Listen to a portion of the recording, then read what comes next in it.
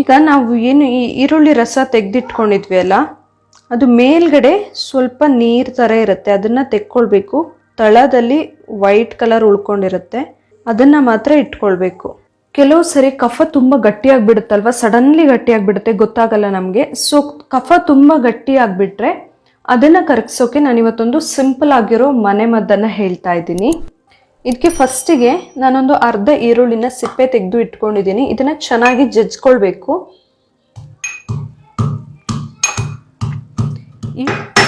ಈರುಳ್ಳಿ ಯಾವಾಗಲೂ ನಮ್ಮ ಕಫ ಕರಗಿಸೋಕೆ ತುಂಬಾ ಹೆಲ್ಪ್ ಮಾಡುತ್ತೆ. ಬಿಳಿ ಈರುಳ್ಳಿ ಆದರೆ ಇನ್ನೂ ಒಳ್ಳೆಯದು.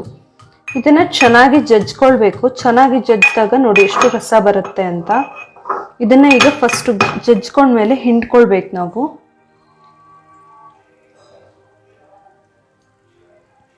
ಚೆನ್ನಾಗಿ ಜಜ್ಕೊಂಡಾಗ ಚೆನ್ನಾಗಿ ರಸ ಬರುತ್ತೆ. ಹಾಗೆ ಈರುಳ್ಳಿ ಫ್ರೆಶ್ ಇದ್ದರೆ, ಒಣಗಿಲ್ಲ ಆದರೆ ಚೆನ್ನಾಗಿ ರಸ ಬರುತ್ತೆ. ಸೊ ಅಂಥ ಈರುಳ್ಳಿನೇ ನೋಡಿ ತಗೊಳ್ಬೇಕಾಗತ್ತೆ. ಈಗ ಈ ರಸನ ಹಾಗೆ ಸೈಡಿಗೆ ಇಡಬೇಕು ಒಂದು 10 ನಿಮಿಷ ಆಗೋಷ್ಟು ಹೊತ್ತು. ಈಗ ಮತ್ತೆ ಕುಟ್ಟಾಣಿ ತಗೊಂಡು ಅದಕ್ಕೆ ಒಂದು ಅರ್ಧ ಇಂಚ್ ಆಗುವಷ್ಟು ಶುಂಠಿನ ಹಾಕ್ತಾ ಇದ್ದೀನಿ. ಶುಂಠಿ ಕೂಡ ಎದೆಯಲ್ಲಿ ಏನಾದ್ರು ಕಫ ಇದ್ದರೆ ಮತ್ತು ಗಂಟ್ಲು ಕಿರಿಕಿರಿ ಎಲ್ಲ ಇದ್ದರೆ ಶೀತ ಕಡಿಮೆ ಮಾಡೋಕೆ ಎಲ್ಲದಕ್ಕೂ ತುಂಬಾ ಹೆಲ್ಪ್ ಆಗುತ್ತೆ.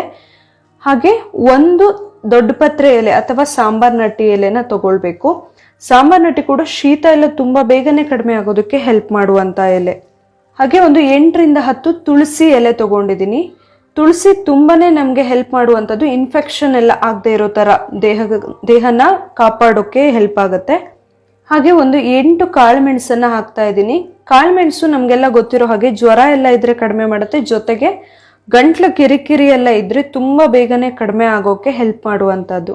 ಹಾಗೆ 3 ಲವಂಗನ ತಗೊಂಡಿದ್ದೀನಿ. ಲವಂಗ ಕೂಡ ಹಾಗೆ ಕಫ ಎಲ್ಲ ಕರಗೋದಕ್ಕೆ ತುಂಬಾನೇ ಹೆಲ್ಪ್ ಮಾಡುತ್ತೆ. ಕೆಮ್ಮು ಇದ್ರೆ ಕೂಡ ಕಡಿಮೆ ಮಾಡುತ್ತೆ.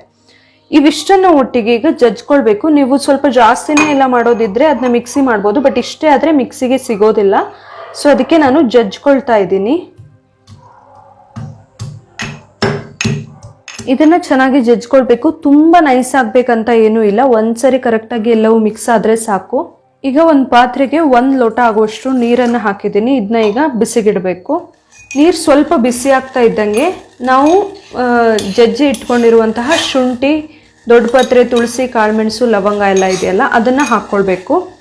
ಆ ಜಜ್ಜಿ ಇಟ್ಟಿರೋದನ್ನ ಹಾಕಿದ್ಮೇಲೆ ಒಂದು ಪ್ಲೇಟ್ ಮುಚ್ಚಿ ಮೀಡಿಯಮ್ ಫ್ಲೇಮ್ ಇಟ್ಟು ಅದನ್ನ ಕುದಿಸ್ಬೇಕು.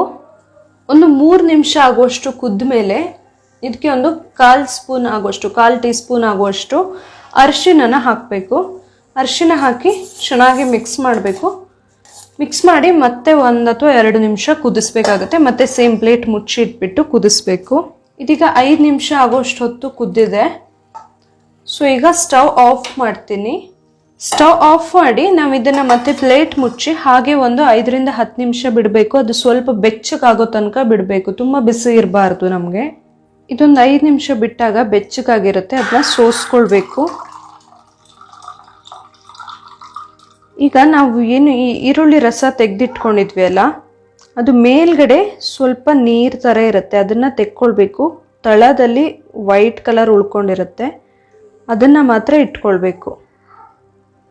ಅದನ್ನು ಈಗ ನಾವು ಈ ಕುದಿಸಿ ಏನು ಇಟ್ಕೊಂಡಿದ್ದೀವಲ್ಲ ಆ ನೀರಿಗೆ ಆ್ಯಡ್ ಮಾಡಬೇಕು.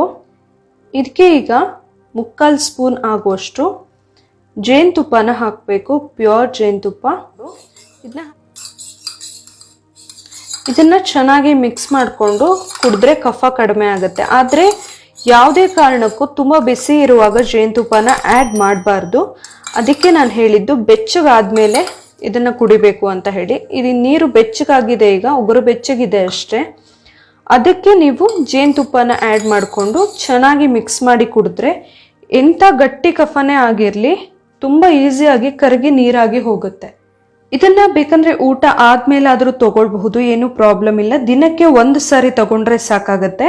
ನಾರ್ಮಲ್ ಆಗಿ 1 ಅಥವಾ 2 ಸಾರಿ ತಗೊಳ್ಳೋದ್ರೊಳಗೆ ಕಫ ಕರಗಿ ನೀರಾಗುತ್ತೆ. ನಿಮ್ಗೆ ಇಲ್ಲ ಇನ್ನೂ ಕಫ ಇದೆ ಅನ್ಸಿದ್ರೆ ಮತ್ತೆ ಕೂಡ ತಗೊಳ್ಬಹುದು ನೀವು.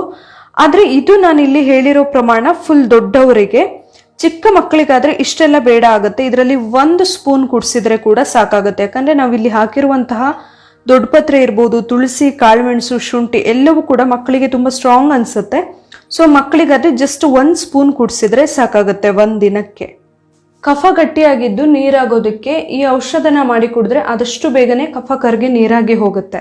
ಇಲ್ಲಿ ನಾನು ಹೇಳಿರುವಂತಹ ಮನೆ ಔಷಧ ನಿಮಗೆ ಇಷ್ಟ ಆಗಿದ್ರೆ ಪ್ಲೀಸ್ ನನ್ನ ಮನೆಮದ್ದು ಯೂಟ್ಯೂಬ್ ಚಾನಲ್ನ ಸಬ್ಸ್ಕ್ರೈಬ್ ಮಾಡಿ, ಹಾಗೆ ಈ ವಿಡಿಯೋನ ಲೈಕ್ ಮಾಡಿ, ಹಾಗೆ ಶೇರ್ ಮಾಡಿ. Thank you.